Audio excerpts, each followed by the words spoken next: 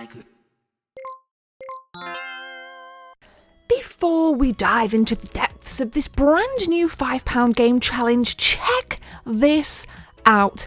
I've never seen a PlayStation 4 Pro 500 million release priced in at an astonishing £600. For me, it's not worth it, but for some people it's a great collector's piece. I am intrigued to see if they shift in price as the years go on.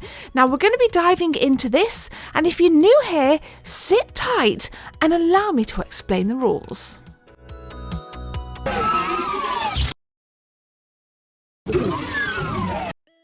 This is the CEX £5 video game challenge, in which I buy as many games as I possibly can for £5. If you're in North America, that would probably be around $6.30 to $6.50 US. I'll let the rest of you work out the calculations for yourself, but I will say this. I only managed to get... Well, in fact, I'm not going to tell you how many games I got, but I will say this was the lowest amount of games that I scored, which makes me kind of question, did I pick up some quality over quantity? And my answer is simple. This is getting extremely difficult to do because a lot of these titles I already own, especially on the cheaper side. Now, we're going to be taking a look at Nintendo GameCube, PlayStation 3, Xbox 360 and PlayStation 2 with a little sprinkling of original Xbox. And I always like to show you guys the retro stuff. As you guys saw back there, we're just having a quick browse at the Nintendo Wii as well. This Mario Power Tennis at £4. Don't know much about the game, but I actually thought for a Mario title, Mario branded title, it was a pretty good price. Now, Mario Kart Wii, £18. How does that retain its price? I mean, £18, pretty immense. Now, here I am just kind of siphoning through, laughing here because this was a game that Jess picked out on a past retro game hunt with something very childish written across it. If you saw the retro game hunt video from Game World in Hinckley, you'll know exactly what I mean. God, I look absolutely terrible in this video. I apologise.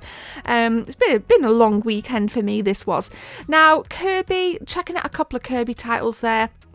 Again, another franchise which seems to hold its value. I really do enjoy Kirby. I think it's one of those Nintendo franchises that we tend to not discuss as much. I think likes of Kirby are completely eclipsed by Zelda games and the kind of Mario and spin-off Mario games. But hey, let me know what you guys think in the comment section below. Now, I'm scoping out some PlayStation 4 titles.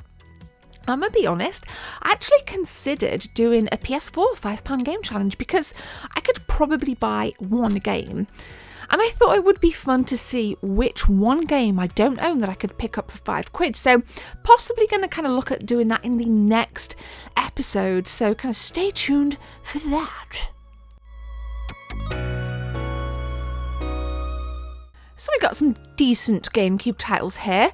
V-Rally, got a couple of Zelda games as you guys can see there, Resident Evil, Code Veronica X, some F1 stuff, a couple of bits and bobs. And when I kind of cashed out, the guy said to me that GameCube games, weirdly, are becoming quite popular for people to bring in and trade. So I was like, okay, that's interesting.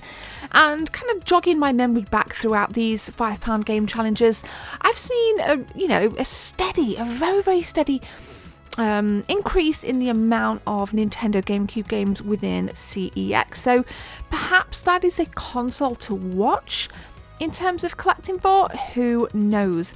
Now, there was a healthy collection of PSP games.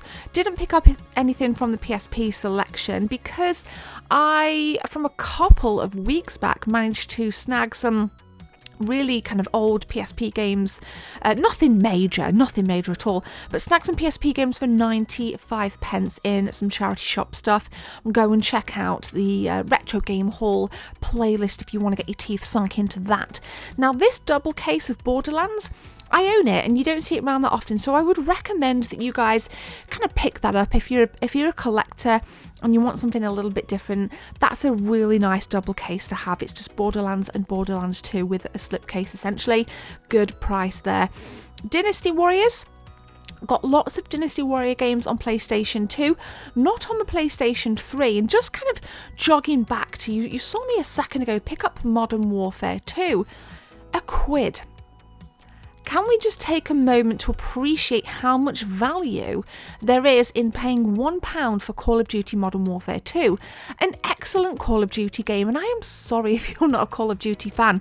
I am, and I get a really good crowd on stream when I stream here and on Mixer for Call of Duty. So if you're after something interesting, PS3 reserves are still open, £1. Go and snag yourselves a bargain.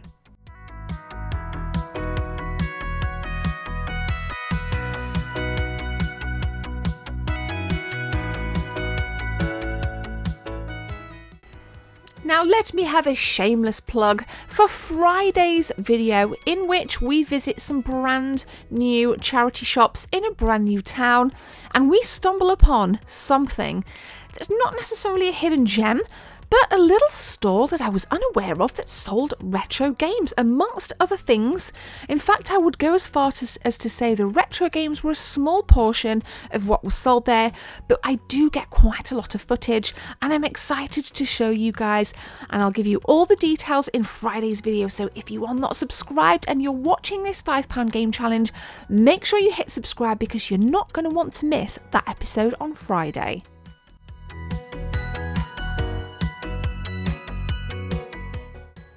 So at this point in the video, I'd like to ask you guys if there's anything you've seen that you like the look of, even if it's not within the £5 game challenge. What would you have purchased? What would you have avoided? We can share a lot of tips in this in these videos, and I do get a lot of messages from people just saying, Jem, thank you, because I was unaware of this game, and this game. So, you know, it's really nice to kind of help out the community, and I absolutely love these videos. It's such a popular playlist, the £5 game challenge, and it proves to me you do not need to spend hundreds of pounds to have an immense retro game collection.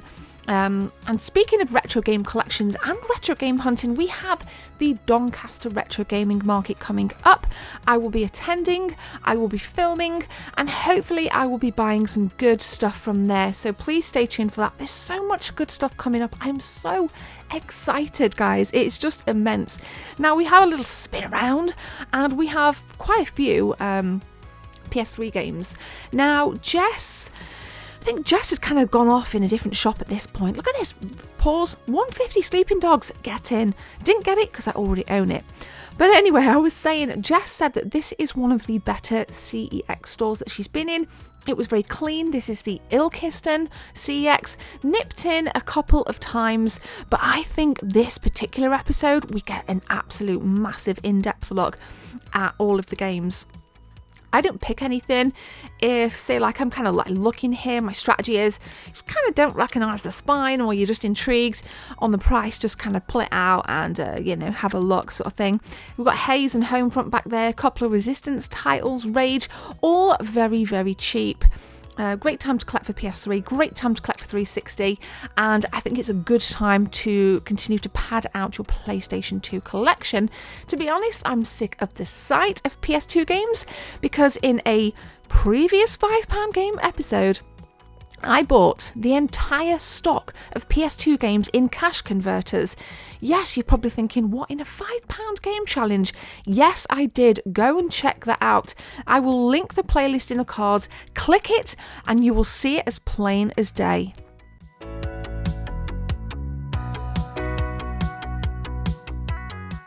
Now, the Vita. The PS Vita is probably a handheld console that I'm never going to be able to do a £5 game challenge for, unless I'm in a charity shop and I see some PS Vita games, but they just seem to be getting less and less frequent. I've never seen them in charity shops. I very rarely see them out on retro game hunts at the markets, and there's very slim pickings when it comes round to these high street stores, CEX, and to be honest, I never ever see Vita games in game. Do you? Or is that just kind of like my observation? It's kind of weird, but it's weird, and it's kind of weird how much information you pick up about games and the trends and the prices when I'm doing these particular hunts. So if you guys have any questions, especially if you don't live in the United Kingdom, please let me know. Reach out to me on social media. All of my social media is in the description. Everything is the Gebs24 except for Twitter, which is Juicy Game Reviews. And just look how beautiful that holographic slipcover was. £2. I own the game. So the rules are no football titles and no doubles. So give it a go yourself. I know a lot of you have tried this challenge. It's fun to see what you get. And good luck out there, guys. Let's keep going.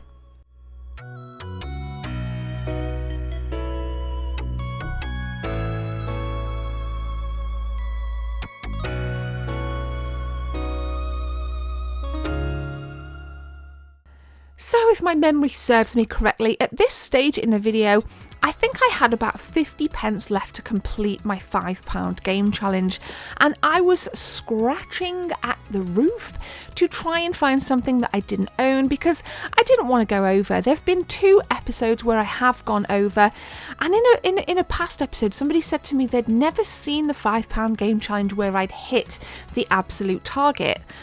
Don't know how many you've watched, mate, but I've always hit the target bar 2 times, and I think on each of those times I've gone 25 pence over. So pretty much 80% of the time, 85% of the time, 90% of the time, I'm hitting the £5, which it's astonishing how much you can actually get for £5. I wish I could really kind of start to find some games that I didn't own, and that's, I guess, one of the interesting things for me doing this is, like I said, it's getting more and more difficult, so we'll see how it continues to unfold as the year goes on. But rest assured, you can expect some expensive hauls coming up. I'd really like to get an Amiga CD32. They're very expensive and they're quite difficult to find in good condition, but I've got my eye on one. I don't know if it's going to come off. Like I said, it is quite pricey, so fingers crossed. We'll see if we can get that Amiga CD32 bundle.